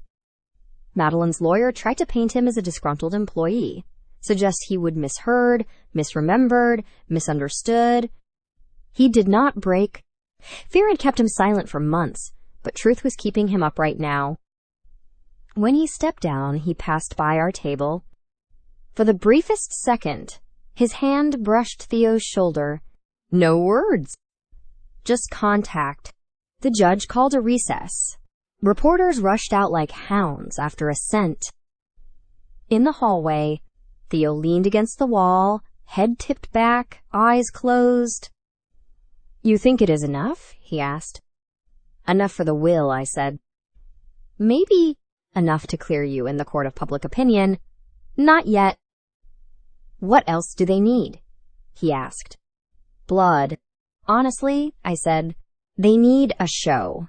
Is not this already a show? He asked. Yes, I said. But so far, they have been the ones directing it. It is time we gave them a scene they can't reframe. How? He asked. I considered him for a moment. You said your father had cameras everywhere? I said, not just in the public areas. In his office. You told me he liked to review footage for security. Yeah, Theo said. Why? We had been assuming the only copy of that night was the one on the corrupted server, I said. But men like your father do not trust anyone, not even their own systems. If he suspected something, he might have backed it up somewhere else. Somewhere only he could see. Theo's eyes sharpened. His watch, he said, he had this hybrid thing. Part smartwatch, part vanity piece, custom made. It synced with his phone. He used to brag that he could tap it and see any camera feed in the building, said it made him feel like a god. Where is it now? I asked. With his personal effects, Theo said slowly, at the house, or in the company safe, unless he swallowed the rest. We need it, I said. How? He asked. Walk in and ask nicely. I smiled, humorless. No, we subpoena it. It was not easy. Madeline's lawyers fought tooth and nail, calling the request invasive, irrelevant, burdensome, but the judge, perhaps sensing just how rotten this whole situation smelled, granted a limited order. Any wearable devices belonging to Richard Vance that might contain relevant data were to be produced for in-camera review. 2 days later, we got it. A watch, heavy and cold, its screen dark. Along with it, an encrypted backup drive. Our forensic specialist, same woman who'd pulled the auto-saved will from Richard's laptop, went to work. I watched over her shoulder in a small conference room as lines of code scrolled by. It felt bizarre, betting our lives on whether or not some dead man had been paranoid enough to record his own demise. An hour in, she made a small, satisfied sound. Got something, she said. Security feed from the office. Time-stamped the night in question. There is a missing chunk, but look. On the laptop screen, a grainy black and white image flickered to life. Richard at his desk. Papers spread out. A document open. The door opening. Madeline and Lauren entering, their bodies tense. Faces sharp. No audio, but the body language said enough. Anger, pleading. Dismissal. Richard standing, hand on the desk for support, pointing at the screen. Madeline grabbing the document. Lauren gesturing toward the door, toward the unseen world outside. Richard's hand going to his chest, his knees buckling, his mouth opening in a silent cry. They did not move. Not at first. Madeline watched him, chin lifted. Lauren said something, head tilted, lips forming words we could not hear, seconds stretched into eternities. Then, finally, Lauren pulled out her phone. Madeline crouched down, not to help, but to pick up the fallen paper, smooth it, fold it. The footage cut out. Glitch, I asked. More like deliberate edit, the specialist said. But we have enough. This copy was made automatically to the watch before the server file was altered. Someone tried to destroy this, but they did not know about the backup. I stared at the frozen final frame. 2 women, one standing, one kneeling. A man crumpled between them like discarded clothing. Can you clean it up? I asked. Make it clear enough for a jury to see what is happening. She nodded. I can stabilize it, sharpen contrast. Won't be Hollywood, but it will be legible. Do it, I said. My voice sounded strange in my own ears. Thin and sharp. When I showed the video to Theo, he did not speak for a long time. He just watched, jaw clenched, eyes fixed on the man in the frame. I knew, he said finally. I knew. But seeing it. He pressed the heels of his hands into his eyes. I wanted to touch him, to anchor him, but I did not. Not yet. Not until he asked. Are you sure you want this played in open court? I asked softly. Once it is out there, you can't pull it back. Everyone will see him like this. Everyone already sees me as a monster, he said. If showing them how he really died destroys what is left of their reputation, good. Let them feel a fraction of what they did to us. Us, I repeated. The word settled over the room like a promise. The next hearing was different. Charged. The press had caught wind that we would found new evidence. The hashtag VanceTruth hashtag trended for a day. Think, pieces sprouted like weeds. Some people still believed the clean, polished story the family had sold. Others were ready to watch them fall. In court, I moved to admit the video. Madeline's attorneys exploded with objections, authentication, chain of custody, privacy, prejudice. The judge listened, then allowed it with a stern warning that if this is a stunt, mess. Jiang, I will not be amused. It is not a stunt, Your Honor, I said. It is the moment a man's life could have been saved. The lights dimmed slightly as the monitor came on. The footage played. No one in the room moved. No one coughed. In that grainy grayscale, all the gloss was stripped away. There were no pearls, no headlines, no PR agency spinning angles, just a man dying, and the 2 people who chose not to stop it. When the video ended, the judge's face was unreadable. Counsel for the estate, she said, do you have an explanation? Madeline's lead attorney cleared his throat. Your Honor, what we have seen is a tragic medical event, taken out of context, captured at a less than ideal angle. Less than ideal, the judge repeated. I see a man clearly in distress. I see him fall. I see at least 10 seconds, perhaps more, where no one calls for help. The footage may have been altered, he said. We cannot be sure. Your clients attempted to destroy it, I said. We can show the metadata. If anything, the alteration makes them look better, not worse. Imagine what is on the missing segment. Alvarez, the detective, sat in the back row, arms folded. His expression said, We are reopening a file tonight. I am granting the motion to suspend probate of this will, the judge said, pending further investigation into potential fraud and criminal negligence. I am also referring this matter to the district attorney's office for review. And MS. Vance. MS. Lauren, I suggest you speak to your own counsel very carefully before you say another word in this courtroom. For the first time, I saw real fear in Madeline's eyes. Not the strategic kind, the human kind. She turned toward Theo. For a second, I thought she might soften, might plead, might try to spin this as a misunderstanding, a moment of panic. Instead, her lips curled. This is what you wanted? Is not it? She hissed under her breath, loud enough for me to hear. To drag us all down with you. No, he said. I wanted you to call an ambulance. She flinched like that hurt more than any legal blow. Outside, the courthouse steps had become a stage. Reporters shouted questions from behind barricades, lights blinded, microphones thrust forward like spears. MS. Jiang, did you always suspect foul play? Theo, what do you say to people who still believe you killed your father? Do you think justice has been served today?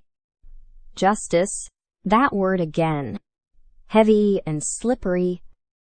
I stopped halfway down the steps, Theo beside me. Cameras zoomed. You want to say something? I murmured. He swallowed. Should I? It is your life, I said. For once, you get to speak for yourself. He stepped forward. Just enough. The crowd surged. I loved my father, he said. Voice clear despite the noise. We fought. A lot. But I did not kill him. The people who left him on the floor when he begged for help, they killed the man he was. Today, you saw a piece of that. There is more. I am not here to destroy a company. I am here to stop a lie that has been killing us all for years. And your relationship with MS... Jiang, someone shouted. Is it romantic, professional, inappropriate? Theo looked at me then, really looked like the entire city had faded, and it was just us again, in a bar, in a hotel room, in an office, above a bakery. No titles, no headlines. Necessary, he said. That is what it is. She is the only reason you are hearing the truth. I felt something in my chest loosen. Later, when the crowd thinned and the adrenaline ebbed, we walked by the river, the same one that reflected the Vance Tower in its dark water. The wind was sharp, but I barely felt it. You did good, I said. I almost threw up, he replied. That is part of the process, I said. You should have seen me my first time in front of a judge who did not like my shoes. He laughed weakly. Then he sobered. What happens now? He asked. Now, I said, investigations. Maybe charges against them, not you. The DA will love the chance to make an example out of a family like this. The will's frozen. The assets are in limbo. You are not out of the woods. But you are no longer the only one they are hunting. And you, he asked. What about you? I get to keep being the woman they blame for their empire cracking, I said. I can live with that. He stopped walking. Thank you, he said. For doing my job, I asked. For not selling me out, he said. I know what they offered you. I know what this has cost you. You do not know everything, I said. Trust me, my student loan balance could write its own Greek tragedy. I will help you pay it off when this is over, he said impulsively. You will do no such thing, I said. You will hire me at a criminally inflated rate for your very legal, very boring future contracts. That is how you will thank me. He smiled then, a real one, small but honest. Deal, he said. We stood there for a while, watching the water. The tower loomed behind us, its lights flickering as if something inside it had shifted. "Do you ever wonder," he said quietly, "if there was another version of this story where we met somewhere normal, a party, a friend's place, a class? No funerals, no hotel rooms, no lawsuits." "Sure," I said, "but then we would not be us." "Us? A good thing?" he asked. I looked at him, at the boy who'd walked into a bar one night and accidentally set my entire life on fire, at the man who'd just watched his family's sins projected on a courtroom wall and still stood upright. "Yes," I said. "I think it is. You might be expecting a kiss here, a swell of music, a tidy romantic crescendo. Real life is not that generous. We just stood there, close enough that our shoulders brushed, far enough that we could both pretend it was the wind. There would be more hearings, more headlines. There would be plea deals and negotiated settlements and years of therapy for wounds that did not bleed. But something fundamental had shifted. The lie had been dragged into the light. It was ugly, and it was not over, but it was real. And for someone like me, someone who had built a life on polishing other people's deceptions, that felt like the closest thing to grace I was ever going to get. It took 6 months for the criminal case to reach trial. 6 months that stretched like years. In that time, the city turned the scandal into an industry. Talk shows argued over guilt and greed, over what really killed Richard Vance. Comment sections built alternate realities where every gesture meant conspiracy.